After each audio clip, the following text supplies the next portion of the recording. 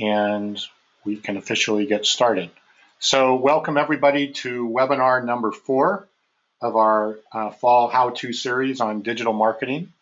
Tonight we're going to be talking about traffic and online traffic, what it is, the different types of traffic, and kind of how it all fits into some of the other things that we've been talking about on the previous webinars. I believe that most of you know who I am. In fact, I think everybody now knows who I am, so I'll skip this part, but my name's Tom Burton, and like I said, I think most of you know who I am, so I don't need to go into that here.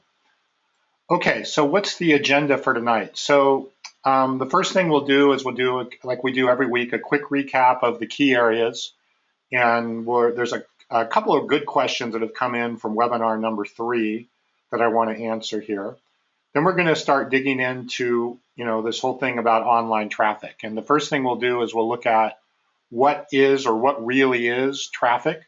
It's an area that, I think is confusing to some people and what it is and what it isn't. So we'll get into that and what that's about. Then we'll get into, there's really 2 types of traffic that you need to be aware of, or 2 types. One is what we call intent-driven traffic, intent-driven traffic, easy for me to say. And then the other is interest-driven traffic.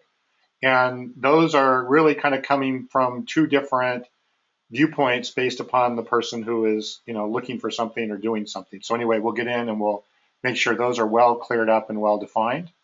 And then we'll talk about how to get traffic, which is, something that everybody wants to know. And we'll end off with questions and answers. As you probably know also, on the GoToMeeting console, there is a question box. And if you have questions as we go along, please feel free to ask a question, ask clarifying questions. If something doesn't make sense, please don't be shy, put in the question, we'll do that. If we get to the end, and like I said, if I don't get the questions answered during the presentation, then we will definitely answer them at the end, just like always. So that's our agenda for tonight. Okay, so I know we keep covering this every week, but it's so important that I think it's worth covering every week. And again, kind of going back to what is the purpose of marketing and the purpose of everything that we're talking about on these webinars. So the sole purpose of marketing is to get more people to buy more of your product or service more often and for more money. That's what we're doing with marketing. As we've talked about before, a lot of people believe marketing has to do with hype and branding and all of that stuff. And well, that's maybe kind of, branding can be part of marketing. At the end of the day, it's all about how to get more people to buy more of your product or service more often and for more money, which is what we all want as business owners. And digital marketing is marketing, like we just talked about, but it's carried out online using technology, the internet, mobile, and most importantly, metrics. It's using data. It's using analytics and metrics to help make decisions that we have when we're marketing online. So we're using the technology and we're using the internet and we're using all of these different pieces and we're using the data here to help us make good decisions so that we're effective on our marketing, right? We all want to be as effective as possible in our marketing and getting more, selling more of our product more often to more people. And we don't want to waste money doing that. We want to do it the most effective way that we can. So digital marketing is just that. It's marketing that's carried out using these pieces that are here. And as we've talked about a lot over the last few weeks, is, the basis of really digital marketing is the digital marketing funnel. And, now and after tonight in particular, we'll have covered in detail, 2 of the 4 main sections, I should say, of the digital marketing funnel. But remember, as we talked about, the idea is to take traffic, which we're going to talk about tonight, and take that traffic away from, or route that traffic away from other places online, whether it's Google or Facebook or Twitter or your email list or whatever, and route them into your nurture zone where you enlighten and educate and get the people to get your prospects to understand what it is that you're offering and selling, and then move into the conversion zone and from the conversion zone into a paying customer. And as we've talked about, not everybody moves across this funnel in a nice, orderly fashion, the way we would like them to. So we have to have what's called a follow-up zone so that when people drop out of our digital marketing funnel, we can bring them back in. And we can bring them back in, repeatedly if we need to, so that they keep coming back and moving through the funnel. And we can do that through email and through ads called remarketing ads that bring people back into the nurture or the conversion zone.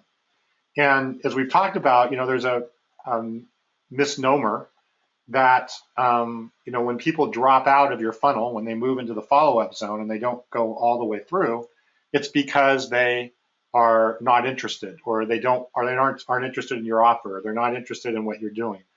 And the fact is that is, that can be the case, but that's a low majority of the case. Maybe 20% of the people, assuming your traffic source is good, which we're going to talk about today, assuming you've got a good traffic source and you're bringing in the right people, probably less than 20% of those people are just going to be not interested in what you're doing. The other people that drop out have other reasons for doing that. And it could be they're not properly nurtured, they get distracted, they get dispersed, they get all kinds of things. And we've touched on some of those things over the last few weeks. So all of this has to do with getting people from traffic, and cold traffic, if you want to call that, over here, and into a paying customer. Let's see. Now we've covered, last week, we talked a lot about the conversion zone. We talked a lot about, what really it means to convert, and, that there's different types of conversions, which I'm going to touch on here in a second. Tonight, we're going to get into, in more detail, the traffic sources. And in particular, next week, we're going to talk about search. And then later on, we'll actually get into talking about Facebook. Tonight, we're going to be talking about these traffic sources a bit more generally. And then I think it's 3 weeks out, we're going to be talking more about the follow-up zone and the use of email. So, and of course, we're going to get to the nurture zone. So by the time we're done with this, 8 weeks, and I guess we're on week 4, so almost halfway through now, is that we will have covered all of this funnel from one end to the other, and that you'll have a really good conceptual understanding of each piece of this funnel. And that's really the goal here. But tonight, we're going to bounce all the way back over here and talk about traffic. And you're probably wondering, well, why did we start over here with conversion and work backwards? Hopefully that'll be answered here in just a couple of minutes. Now, we had a couple of different questions that came up related to last week's webinar. Some good questions related to last week's webinar, and well, actually before I go here, and just in the last couple of weeks in general. And one question I've gotten several times this week is, what if I'm trying to promote a book or a piece of art, or not a product or a service per se, but it's some other, something else that I want to sell, right? Or it can be a service. It can be, something that I do as a writer or whatever. Can I use this funnel for that? And the answer is absolutely yes. This funnel is actually great for promoting books. I have seen some books literally become bestsellers on Amazon and so on just by properly setting up this funnel and doing exactly kind of what we're talking about here for books. What it's really important to remember and understand is that this funnel will work for virtually any type of product. Now, well, it will work for any type of product, and it will work for any type of service. It'll really work for anything that you're trying to promote and ultimately sell. I think I mentioned on the first webinar, I had a client that was selling $100,000 manufacturing equipment. And this isn't something you put a credit card in on the internet to buy. And we created funnels for them so that they could actually get qualified prospects that were qualified, nurtured, and ready to actually purchase. And when they talked to their salesperson for handling the transaction, the salesperson didn't have a whole lot to do other than handle the transaction. I bought a car this last weekend, and I pretty much went through this marketing funnel myself. And I'll explain that in a minute as one of the examples that we're going to go through. So there's really nothing that you're doing that isn't going to go through this digital marketing funnel in some way, shape, or form. Obviously, the variances are going to be some of the things we're going to talk about tonight, and obviously what you're selling and so on, but the basic structure holds for anything that you're doing. Now, another question that I got several times over the course of the last week is, this is a slide from last week where we were talking about, different types of conversions and the degree of difficulty of achieving that conversion. So if you look at the, well, let's start at the bottom. So the most difficult conversion, believe it or not, is, and this is, in general, dealing with cold traffic or people that don't know you, is getting somebody to talk to a salesperson. So that is like the most difficult conversion that you can actually do. It's more difficult in a lot of cases than asking somebody to make a purchase online.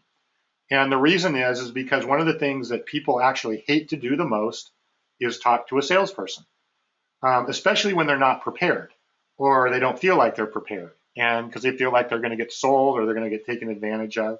And so this is one of the most difficult things to accomplish. Working upwards from there, kind of the gradient behind that is requesting an appointment, requesting a consultation, making a larger purchase online.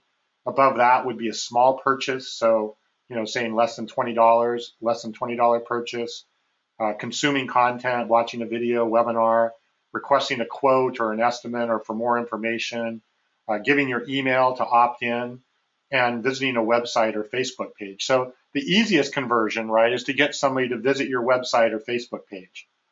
Generally, the next, hardest will be getting their email, then getting them to ask for a quote, consuming content.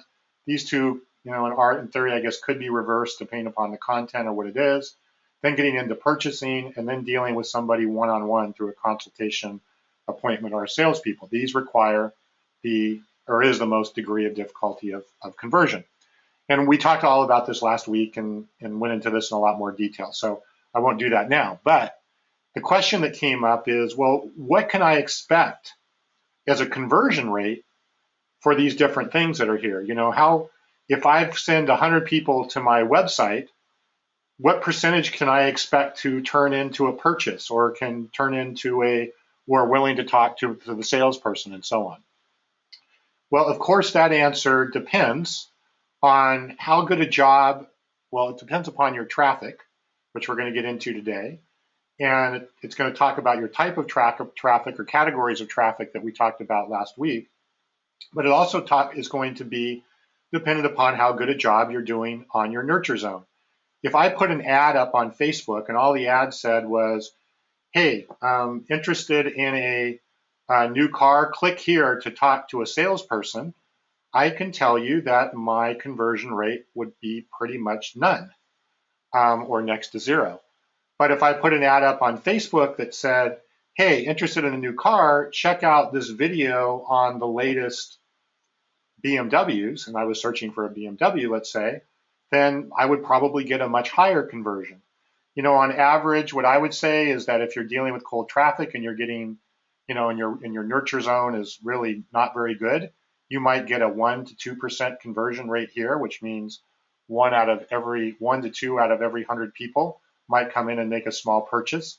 As you get larger things here, that's going to go down without the proper nurturing. Up here, if you're just asking somebody to visit your website or web page, you may get a 5 to 10% conversion to do that. You may get, similar for email. Again, it's going to depend upon some of the traffic sources and, the situation and some of the things we're going to talk about tonight. So unfortunately, there's no exact answer. There's just sort of degrees of difficulty, which is why I went through those last week so that we can at least start to understand the relative degree of difficulty and then what needs to go on to get somebody to actually convert for these different things. So I'm hoping that clears up some of the questions there that I've been getting on that. Okay, so with that in mind, let me see if there's any other questions that came in here. No, it looks good. Okay.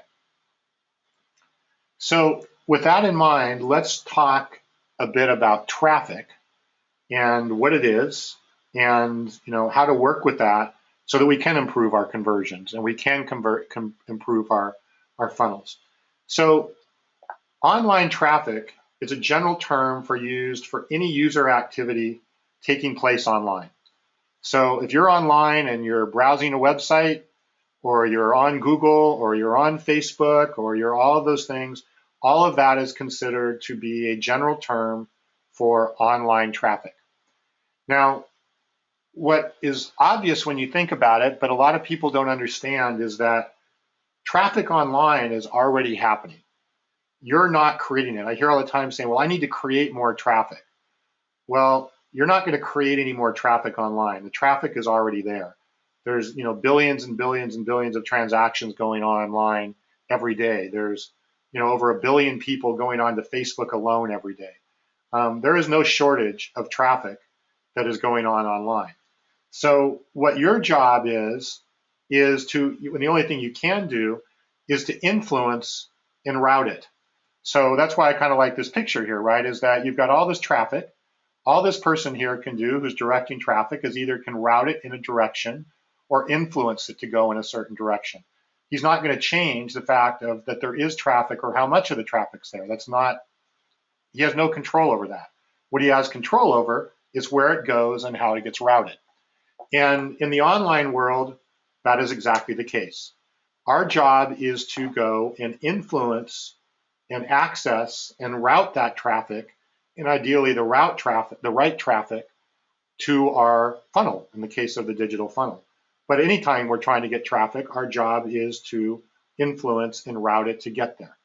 And so this is a really important point, because I've had people had, light bulbs go off when they understand that we're not about out there creating some traffic that doesn't exist. We're basically routing the traffic that is already there. And there's lots and lots and lots and lots of traffic. And so anyway, hopefully that makes sense, and we'll dig into that more here as we go forward. Now, there's two types of traffic, two categories of traffic that we care about as it relates to online traffic. The first is what I call intent-driven traffic. Now, this is traffic on the internet that where the person who represents that traffic source or traffic point is looking for something. They're either looking for information, they're looking for products, they're looking for whatever. And so they have an intent, hence the word intent-driven. They have an intent to find or do something, okay? And, it's kind of, you could say, traffic with a purpose, right? They're online, and they have a purpose, and and whatever they're doing has got a purpose behind it, so it's got an intent behind it. On the other end of the spectrum is interest-driven traffic. It's traffic that is online for one reason or another, and they aren't really looking for something. They're not, out with an intent to find or do something. So therefore, to route that traffic, you have to attract their interest. You have to attract them to something. And because there's no inherent intent, right, the intent itself has to be created. In other words, we have to take somebody who has no intent and ideally give them some intent to get them to route the way that we want them to go on our funnel and where we're going. Now, obviously, and we're going to get into this here in a second, but intent-driven traffic, if someone's going to Google and searching for something, and they're searching for, restaurants in Santa Barbara, they have an intent. They're looking for restaurants, and there are movies in Santa Barbara, they have an intent. They're looking for something. If somebody's out browsing on Facebook and surfing the web and doing that kind of stuff, and they're not looking for something, then they would be in the category of interest-driven traffic. And we want to be able to route and influence both these types of traffic when it makes sense. And some funnels are going to be very difficult to get intent-driven traffic for. So you may have to focus most of your efforts on interest-driven traffic. Some funnels are going to do better with intent-driven traffic, and we'll get into that here in just a second as well. But these are the two types of traffic online that you care about, is one that has intent and the other that has interest. Now, let's drill into each of these. So intent-driven traffic, as we said, is traffic online where somebody is doing something where they have a purpose, or they're looking for information, or they have a purpose. Let's just say that. Now I can take that purpose and break it generally into two more categories. There are people that are out there that are looking for information or data. And one of the most popular searches on Google and other places are how-to searches, right? How to cook a souffle, how to tie a tie, whatever. I mean, there's obviously millions and millions and millions of possible how-to searches that can go on the internet, and how-to searches are pretty much the number one category of searches that go on Google and YouTube and other engines and other search engines. And the reason is because someone's trying to find information. They're trying to find something that they can learn how to do and know. There's other searches, obviously. So again, going back to my car buying experience. So I knew I had to get a new car. The car that I had 150,000 miles on it, and it was rapidly deteriorating. And I knew I had to bite the bullet and get a new car. And I realized this about a month ago. And I had a BMW, but I was looking to get a Honda Accord. And so I don't have a lot of knowledge about Hondas. I did have a Honda many years ago, but I haven't had one recently. And so I, did a lot of searching on the internet about Honda Accords and, what they were about and the different models and their pricing and, just overall trying to learn as much as I can about that car. And, I did this for a couple of weeks. I was not ready to buy anything. I was just trying to understand a little bit about the car and what it's going on. So what I was actually doing was nurturing myself.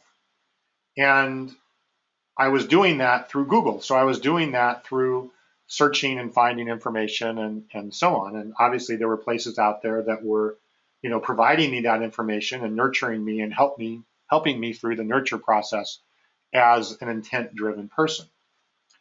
Well, on Sunday, actually, or it was Saturday night, I realized, okay, I can't put this off any longer. I really need to move forward and buy something. And so on Sunday morning, I sat down and I went to the internet, and guess what? My searches were a little bit different. My searches were best price for Honda Accord, best dealer. I was also looking for warranty information. I was looking for things that were more conversion in nature versus nurture in nature. And I had an immediate need because I knew I needed to do something, and I had decided to move forward and buy the Honda Accord based upon what I had done here. Okay, so I actually, went through both sides of this. I was intent driven because I had a purpose. I wanted to learn about the Honda Accord, and I went through this process for a couple of weeks. But then once I decided that I was going to buy, I then moved into the conversion zone, and then I wanted to find out information that was there. Now, if somebody would have been really smart and had a funnel all laid out for me on the Honda Accord, honestly, I would have probably followed that and naturally just ended up here. But I had to do this on my own. I had to sort of manufacture my own funnel process by doing searches on the internet and doing the things that we talked about here. But again, I kind of went through both stages, and I'm going to show some examples here in just a minute, just to kind of give you an idea of, and you may have a business where people are, you have an offer, or you have something that people have already decided to buy. And in that case, then you're going to, want to facilitate and make sure that you can capitalize on that conversion. That's a great business. It's a wonderful business when you have a product or service that people already know they want to buy and have already been nurtured on. However, most of us aren't that fortunate. So we have to do things that, do more nurturing. We have to give things and go help the person and the prospect go through the nurture process so they will decide to buy and make that decision to buy. But, there's a lot of different businesses like a plumber or all kinds of things like that where it's an immediate need. And therefore, they already are instantly into the conversion zone and moving forward in that side of intent-driven traffic.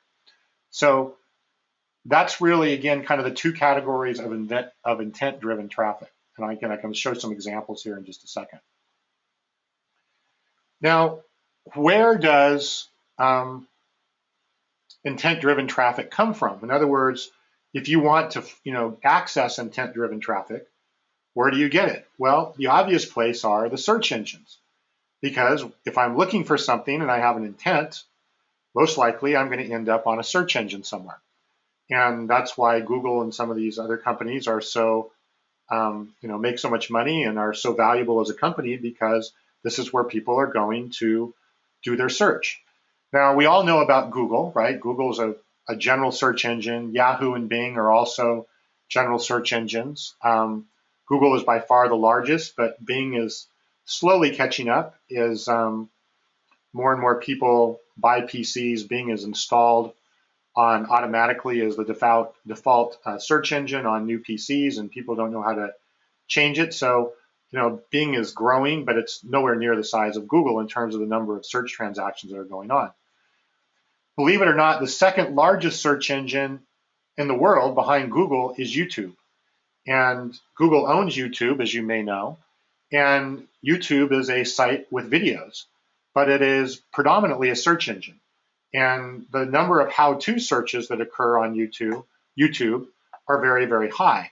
So if I was going to try and reach intent-driven traffic that we knew was looking for information that was in the nurture zone, then YouTube might be a really good place to put videos and other things that would capture that traffic and move them into my nurture zone and into my funnel and ultimately into my conversion zone. And, YouTube has made it, even just recently, they keep adding features in there that make it easier to move people from a YouTube video into your own website, into your own funnel, and converting all of those things and so on. So YouTube is a great place to be represented when you're, you have intent-driven traffic that's looking for information. Amazon, believe it or not, is also a search engine, but it's a search engine for physical products.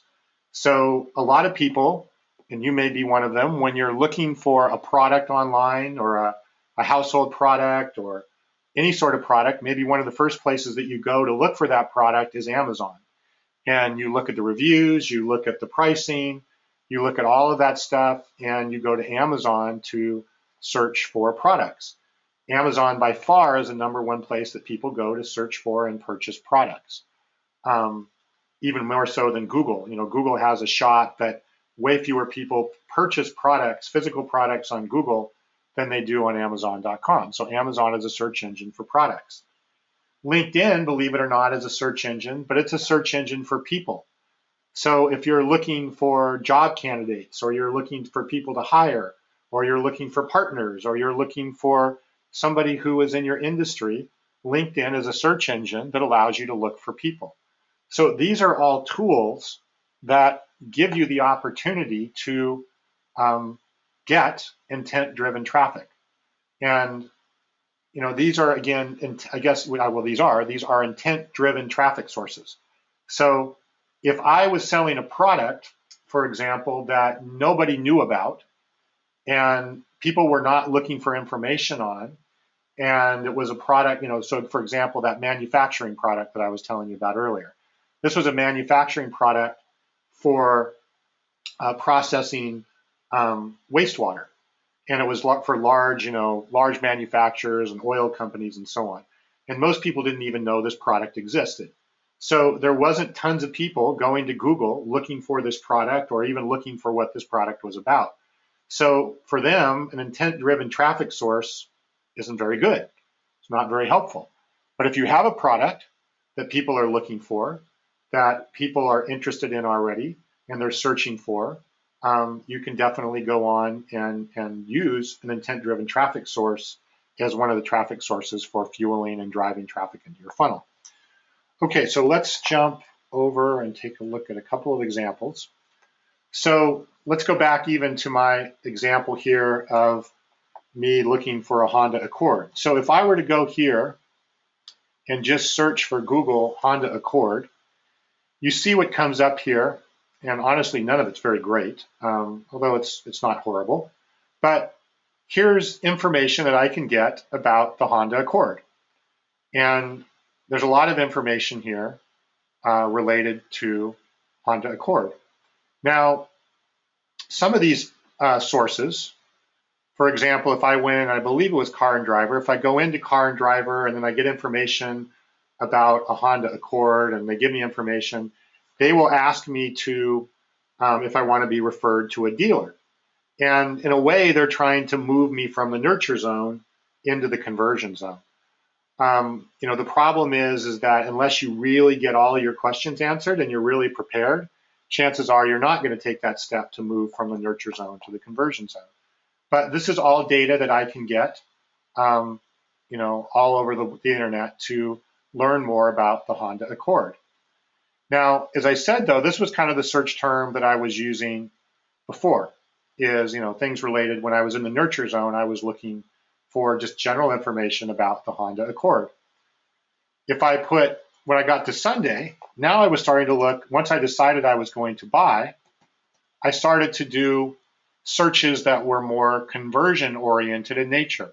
So what is the best price for Honda Accord? And this is actually some pretty intelligent AdWords that they did here. So these are paid ads, the little thing down here that have the orange things in there. They knew that I was doing something conversion oriented, and the way that they structured their ad was around directly related to a conversion oriented question, right? I would, if I'm searching for information, this may not attract my attention. But when I'm looking for the best price, this does attract my attention. And this is a great way to really get me into the conversion zone and get me locked in with this specific person that's there. I thought this one was quite good. New Accord, $189 a month. So they put that right in their ad, and that stuck out, and that sticks out as a good price. So this is actually then tailoring what is showing up on the on their ad and on their ad thing based upon the type of search term that was coming in. Was it a conversion-oriented search term, or was it a nurture-oriented search term? But either way, it was still an intent-driven search and putting those things into place there. Now,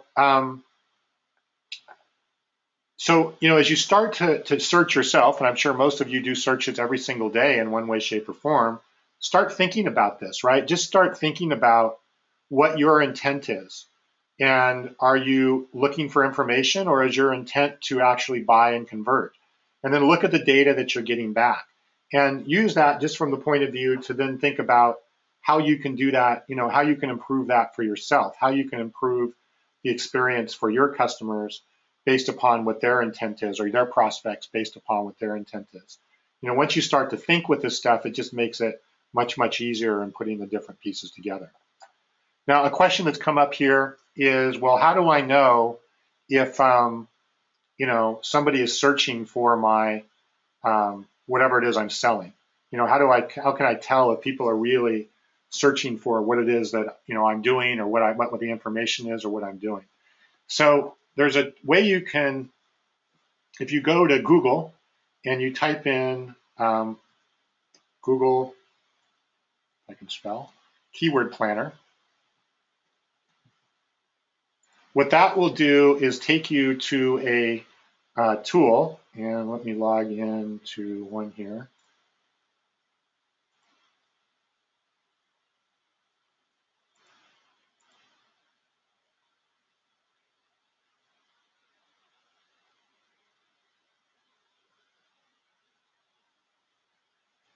And this is a tool, if you have a Google account, you can do.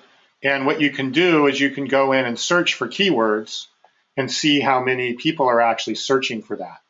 So, I don't know, let's check how to build a robot, for lack of anything better. And what Google will do is if you put in that keyword, they'll give you results on what it is that people are actually looking for. So believe it or not, how to build a robot is getting quite a few monthly searches. It's a lot, actually. And generally, if I start to see the average monthly searches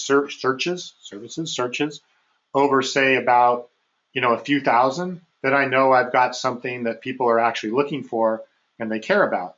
And then it gives me other ideas here about other keywords and things like that that people are doing. So you can see here that the search term build a robot online only gets 50 searches a month. So there's not a lot of people who are trying to figure out how to build a robot online.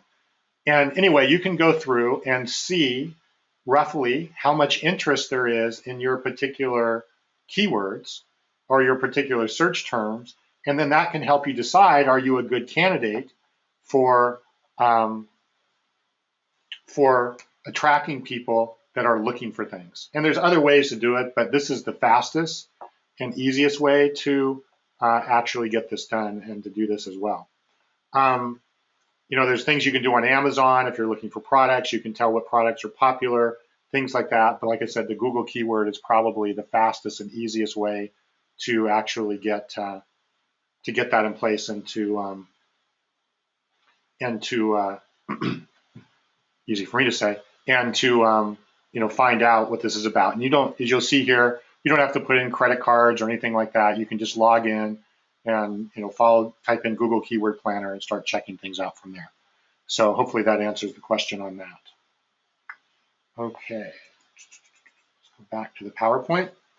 So we looked at some examples here, and hopefully that gives you a better idea of intent-driven traffic. Now, by the way, next week on our webinar, we're going to dig into search in a lot more detail.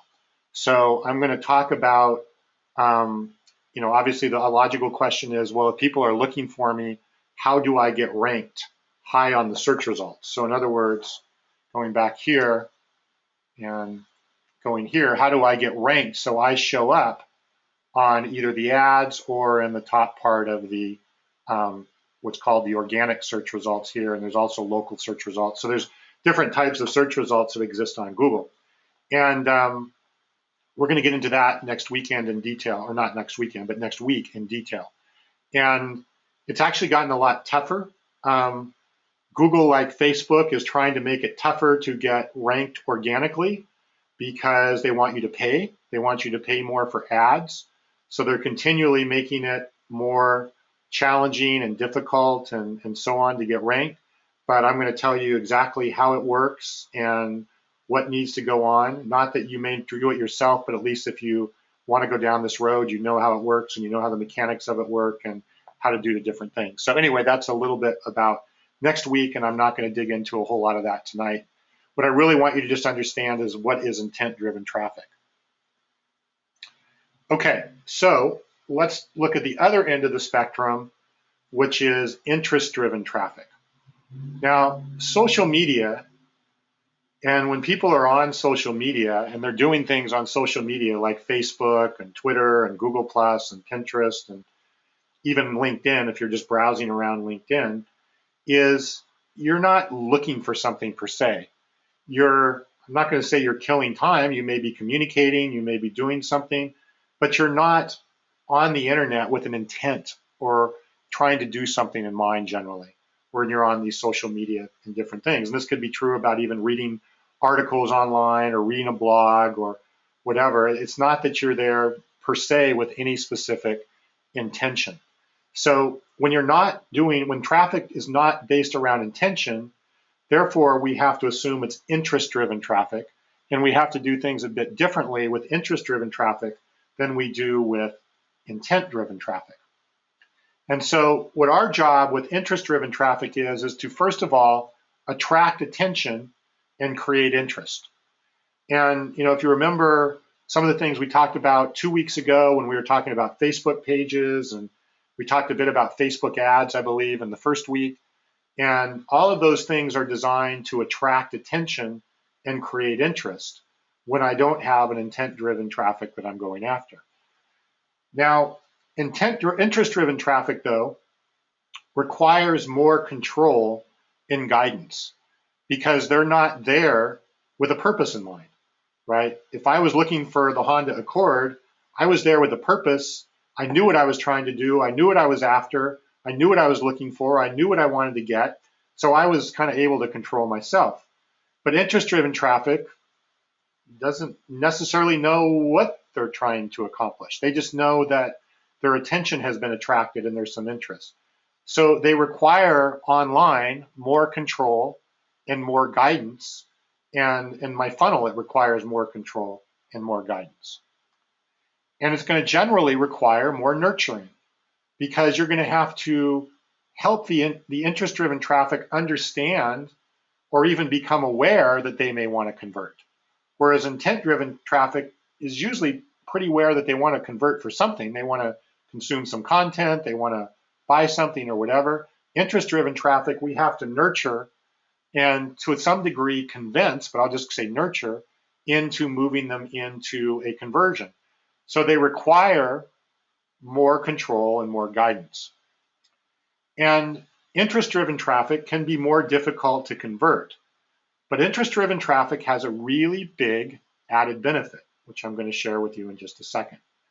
But before I share that, hopefully you're seeing now, at least conceptually, the difference between intent-driven traffic and interest-driven traffic. And I'm hoping you're starting to see, as it relates to your funnel, that when it's interest-driven traffic that's coming in there, you've got generally a bit more work to do.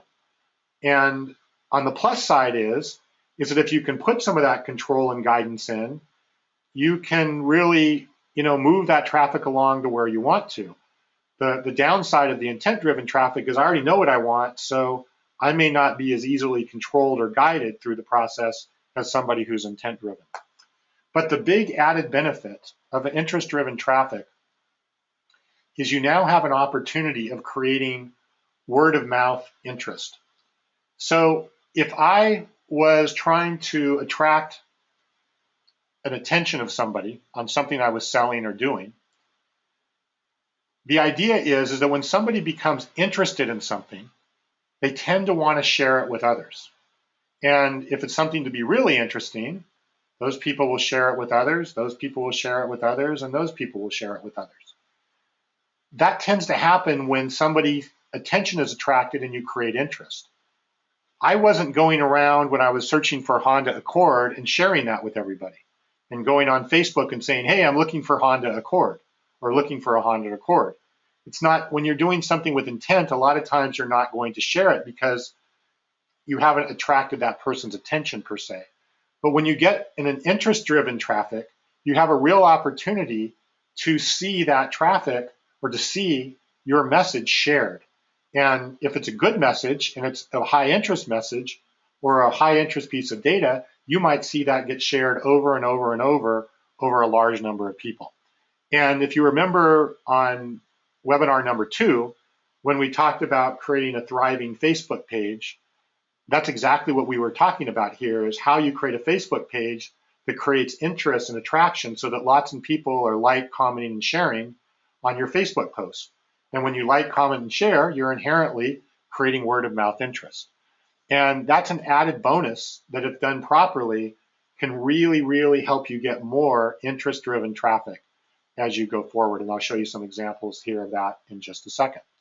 So again, to summarize, interest-driven traffic is you're attracting attention, whereas intent-driven traffic is you're really just, I guess a simple way to describe it is intent-driven, you're trying to fulfill the demand that that person already has. In interest-driven traffic, you need to create that demand because that person doesn't even know, or that prospect doesn't even know what it is you're selling or why you're selling it or why it's important or anything else.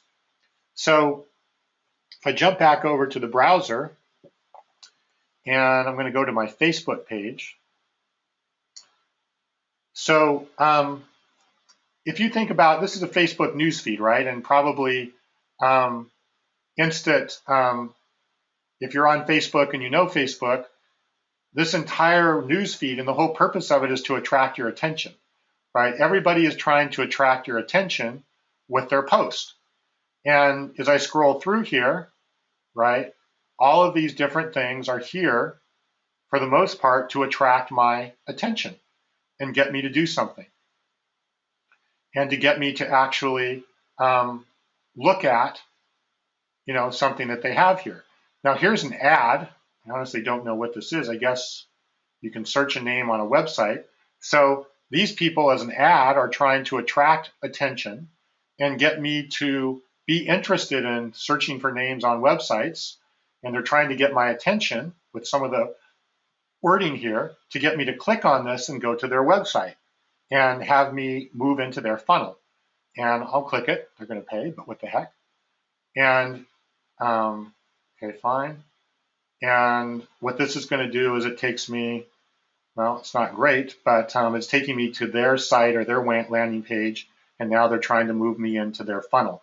They're trying to get me engaged into something else. So you see what they've done, or what their purpose was to attract my attention and get it to actually go off and get into the funnel from that perspective. But certainly I was not sitting here looking for a website that I can go, what am I supposed to do to reveal things about people? That wasn't what I was looking for, so they had to attract my attention to do that. Guess what? I'm starting to see car ads because I've been looking for cars that are showing up here. So these are all ads. These are all things that are designed to attract my attention. And honestly, it works really well. The reason Facebook ads work really well, and if you do them right, is because they get put in front of a lot of people. And if you set up your targeting right, they get put in front of the right people, and people attracts attention, and they move over into your funnel, into your world. And it's a great way to do that. But it's a different objective than if somebody is looking for something on Google or for something intent driven, and how that's put together. So anyway, hopefully that makes sense. Let's see if there's anything else here that jumps out. Just one other thing, as you know, right, as you see when people like things, like here, this one had 6 likes and 10 comments, that then inherently is getting shared, and so this interest is being spread around through word of mouth. Let's see if there's anything here. Notice that these ads actually changed as I went along, so they didn't react to one. But I mean, look at all of these things. These are all things that are done to attract my attention. And just keep that in mind as you're doing, promotions on Facebook and other things. Facebook is a great way for getting interest-driven traffic.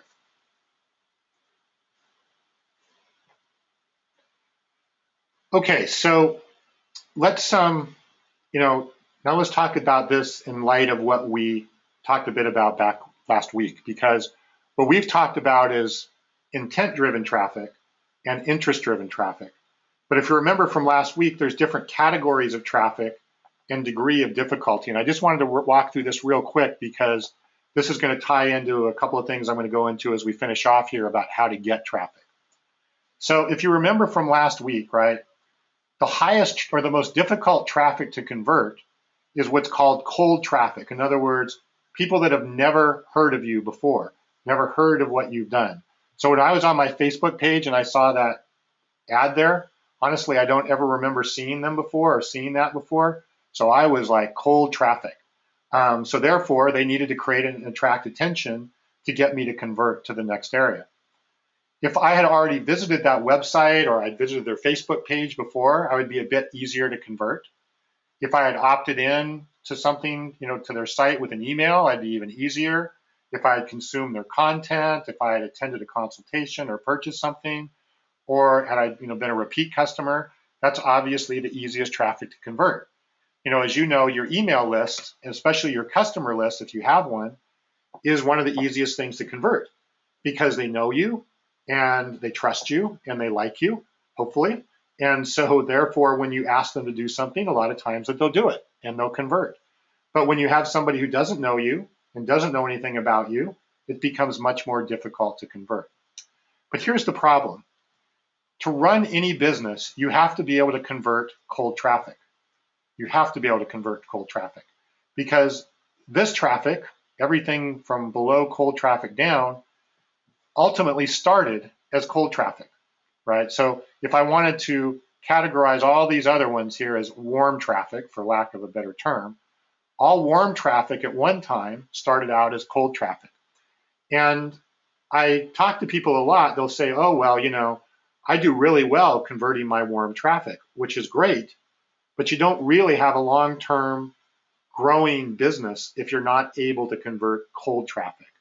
And so what I wanted to talk a little bit here before we finish up tonight is how to get cold traffic.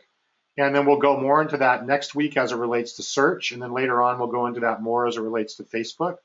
But really, you have to get good at converting cold traffic. And And you have to focus your attention on converting cold traffic if you're going to grow your business. It doesn't mean that you shouldn't focus your attention on converting warm traffic, but you really have to know how you're going to convert cold traffic. So the question would be then is how do you get cold traffic, whether it's intent-driven or interest-driven traffic? Okay, so the first assumption I'm going to make here is that cold traffic is a commodity. Now, what do I mean by that? What it means is that, as I said in the beginning, there is tons of traffic taking place on the internet all the time. There's billions of people on the internet at any given time. Just like I said, on Facebook alone, there's probably 500 million people on Facebook at any given time. So there's a lot of traffic out there. So you don't have to go create traffic.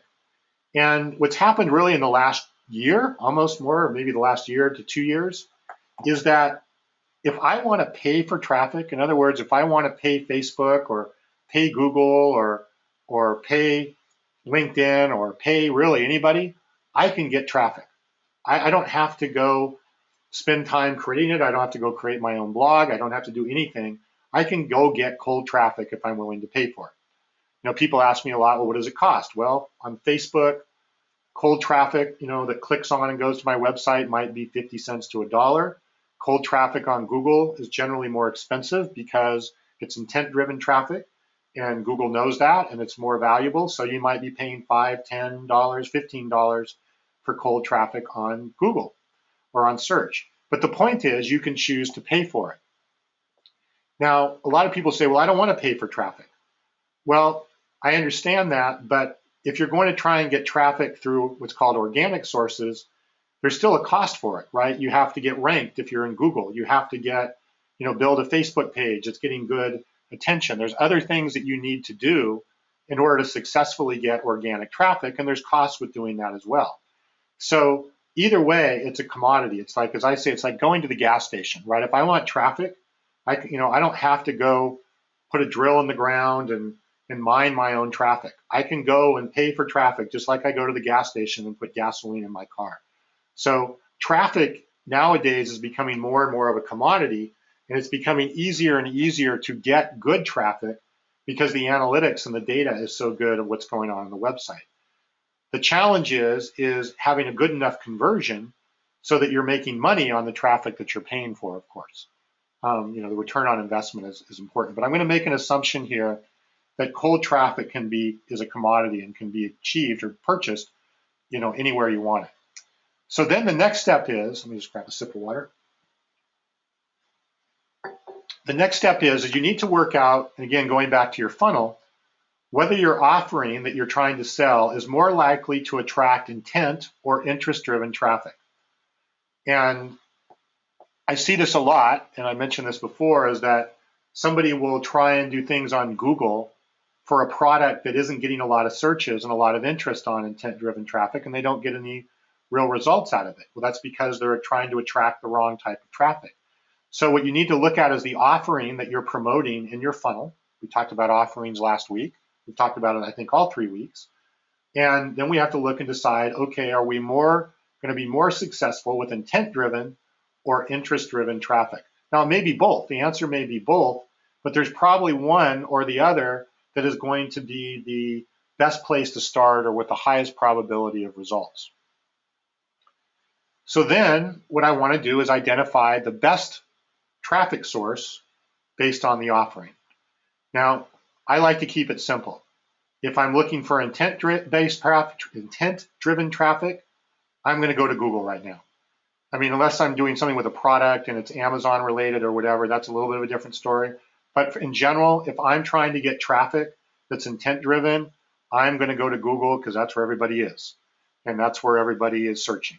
I mean, that's where the bulk of people are searching. I may pay a bit more. I may have to do more work to get ranked or whatever the case may be, but I'm going to go to Google because I know it's there. I know it's there in sufficient quantity, and there's good data, and there's good analytics, and there's good metrics that I can go get it from. If I'm looking for interest-based traffic, I'm always going to start with Facebook. And those are my kind of 2 stable points that I always start with when I'm looking for traffic. Again, it's not that traffic can't come from other places, but I'm going to start here Because if I can get my conversion and my funnel working with traffic that's coming either from Google or Facebook, and I know that my conversion process is working, then I can go out and look for more and more traffic after that. But I want to make it easy. And it's easy to get on Facebook. It's easy to get on Google. I know I can get it in sufficient source, assuming I have an offer that is aligned to that. And so I always just start with those two as a starting point. And then what I'll do is I'll decide, all right, what's the best way to acquire that traffic, free or paid?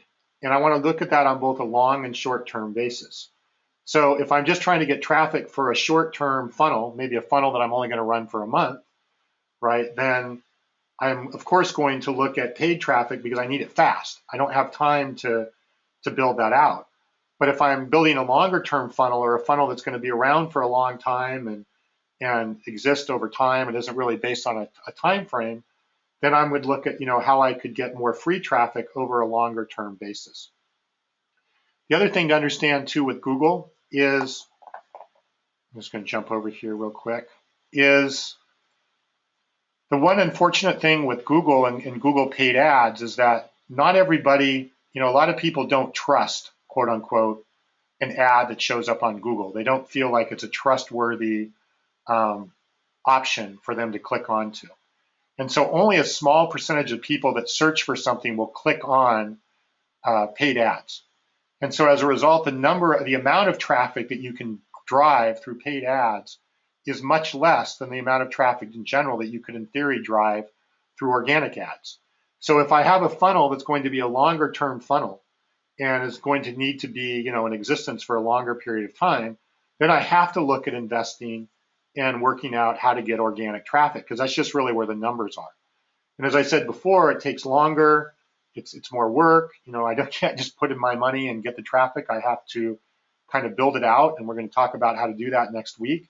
But that is one thing that to keep in mind, that if you're going to be, longer term looking for intent-driven traffic, you are going to have a strategy to get it from organic sources and not just from paid sources to a certain point. In other words, it kind of maxes out. It maxes out the traffic that you can get from the paid sources on Google. However, that's not true on Facebook. I have yet to see anything really max out as it relates to paid traffic on Facebook. In fact, in some cases, people click on paid ads on Facebook just as often or sometimes more often than they do on just the organic posts that are there. So it's an interesting point is, Facebook is, people are more, I guess, trusting and interested or willing to act on paid posts and paid traffic on Facebook than they are on Google. And I think it is because it's more interest oriented and not based around their intent. So this is what you need to do to get cold traffic. It's really simple. Make sure you know what your offering is, which is going to attract, work out your best traffic source, determine how is the best way to acquire on a long and short-term basis. And that then, going back to our funnel picture here, make things a lot easier, right? And I see this also, this question comes up a lot, is, well, do I have to have all of these traffic sources going into my funnel? And based on what we just talked about, the answer is absolutely not, right? In fact, you want to pick, if I was doing interest-based traffic, I would just start with Facebook. If I'm doing intent-based traffic, I'll just start with Google. Over time, I can start adding in these other traffic sources, but I would start with those two and get those working. And chances are you're not going to have both of them going at the same time. You're going to have one or the other. And then again, you can keep adding to it. So right there, this just simplifies this whole traffic side of the equation of building a funnel. And people get overwhelmed because they're like, well, I don't know how to do all these traffic sources. And how do I manage all these traffic sources and all that stuff? Well, the answer is you don't. You pick one. And like I said, either start with Facebook or start with Google, because that's where everything is happening and everything that's going on. And then you use that traffic source to drive people into your funnel and through the funnel process, based upon whether they're in, their interest or intent driven, into a conversion. Let's see here, a couple questions. Okay, there's a couple questions, and I'll wait and answer those in a minute. So let's, a couple final points here before we wrap up tonight and just all of this. So the cost of traffic must ultimately be less or equal to the dollar generated by your conversions. Now, when you're dealing with cold traffic, okay, people that are, like I said, never heard of you before, we want to make sure that if I'm spending, $1 for somebody to click on my ad, then, and it takes, let's say I'm getting a 1% conversion rate, so then that means 1 out of 100 is converting, so I'm spending ultimately $100 per conversion, right? Well, if I'm not getting $100 for that conversion, then I'm losing money. And ultimately, unless I have a big war chest of money, and some companies do, and they can afford to lose money on that, but most of us with small businesses can't afford to, spend more money for traffic than we're going to get on the conversion. So we always have to look at our cost of traffic. We have to measure that against our conversion and work out how to do that and how to make sure that balances out. And I actually have a really cool tool that helps you do this, and I will show that on another night. Or if you're interested on one of our coaching calls, if you ask me, I'll bring it up and show it to you. There's some really good tools for doing this where you can kind of do what ifs, and you can say, okay, well, what if I'm selling my product or service for this and I get this level of conversion? What does my cost of traffic need to be less than or equal to if I'm going to continue to make money? So cost of traffic must be, like I said, less or equal to the dollars generated by the conversions. Now, cold traffic is the least profitable, just for the reasons I said here, because it's going to take the most work to convert, but generally has the highest long-term value when converted.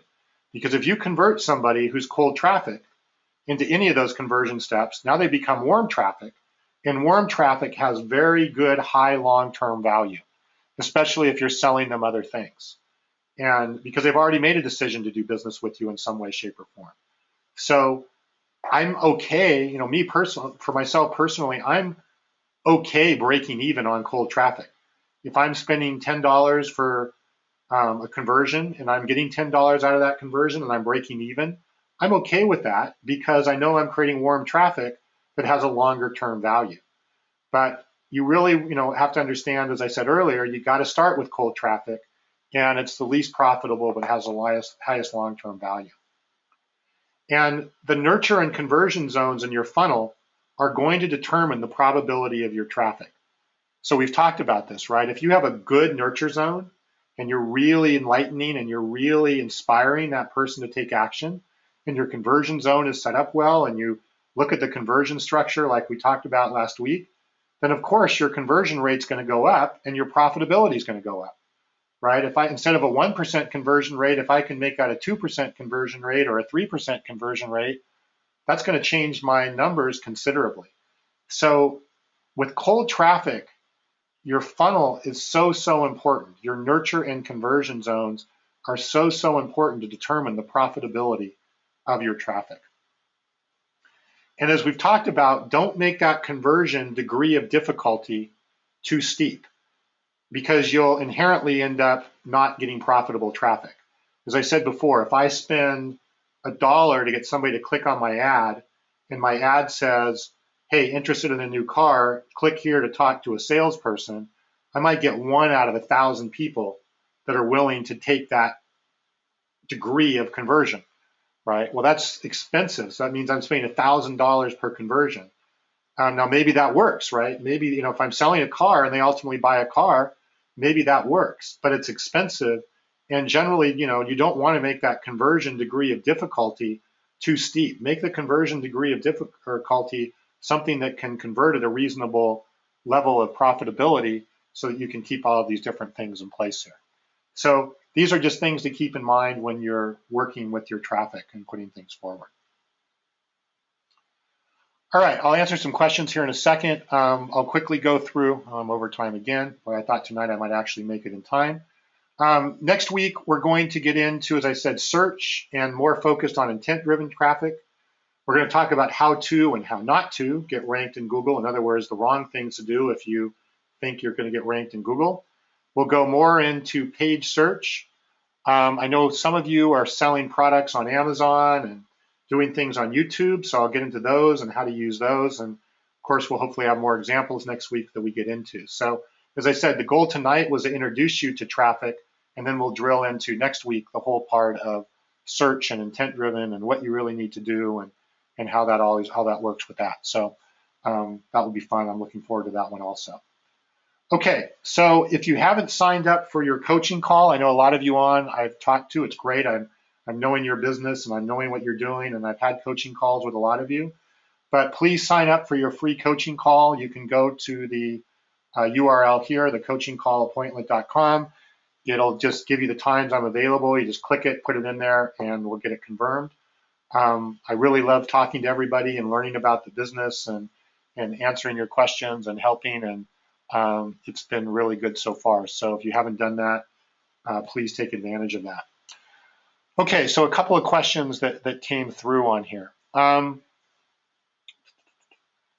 Peter asks, where does getting others to sell your products for you, such as affiliates, fit into this? So, okay, so what an affiliate is, for those of you who don't know, is that if you have other people that are selling your product for you, like a partner or somebody like that, they're selling the product for you, and then you're giving them a commission or something for selling your product. And the reason that you would want to use an affiliate, honestly, it's kind of an interesting question, is that their job is, as an affiliate, is to do the things that we talked about here. Their job, oops, I don't know what that is. Their job is to make sure that they have a funnel set up and that they have traffic. And a lot of times affiliates have their own email list and they have their own warm traffic, and they want to sell your product into their warm traffic because they've already got warm traffic. So an affiliate's job is to do your job for you in terms of building the funnel and getting people through the funnel. Their job is to take people through their own funnel and then share the commission with you. The problem or the challenge is one, finding good affiliates, people who will actually do that and that are going to count on to do it, and so on. And the second is you're going to pay generally handsomely for that, and oftentimes 50% of the sale will go to the affiliate. So you're kind of like buying a funnel from an affiliate or from a partner and having them do it. And there is definitely a time and a place for that if you can do it. But it's a bit of work to find the right affiliates and the people you can count on. I'm certainly not against affiliates, but I don't ever say you should use affiliates as an alternative for knowing how to do the things we're talking about yourself, and at least understanding that. And that comes to a second question I've got here, which is, this seems like a lot of work. I'm not a technical person. How do I deal with this? It's an awesome question, right? Because a lot of us who are business owners are not technical people. We probably got indoctrinated into technology because we have to. So the reason I've kind of set up these webinars the way that I have is, as a business owner, and this is my opinion, but I've just seen it so often that it's based upon experience. My opinion is based upon experience. Is if you're running a business or you're an executive in a business, you have to have a basic understanding of the things we've talked about, not only tonight, but on the whole series so far. You have to understand how digital marketing works. You have to understand how you can use digital marketing to your advantage. You have to understand, how and when to get traffic. You have to understand concepts of conversion, concepts of nurturing, and so forth. And because it's really the backbone of growing your business. If you don't understand this stuff, you're going to have a difficult time growing your business. The other reason you really want to understand it is, I totally understand that most of you don't want to do this yourself. Heck, I don't want to do it myself. And so, you want to hire people who can do this work for you. But what you want to make sure you do is you know enough so that you can direct the people that you're hiring on what to do. And I'll tell you right now that 99% of the people that you will hire that, say they understand internet marketing or digital marketing or whatever, don't understand the things that we've talked about even tonight, and they don't understand the things we've talked about on this webinar. They understand, oh, I know how to use Facebook and I know how to create a Facebook ad and all that stuff. They don't understand the strategies and the proper way to use these things. And so what happens is you'll hire somebody and they'll start doing things, but you won't really get results, or they won't really start setting things up in the right way. So, as a business owner, our job is to make sure and be responsible for the people that we're working for, or that have us working for us, that they're doing the right things, right? And they're doing the things that we need them to do.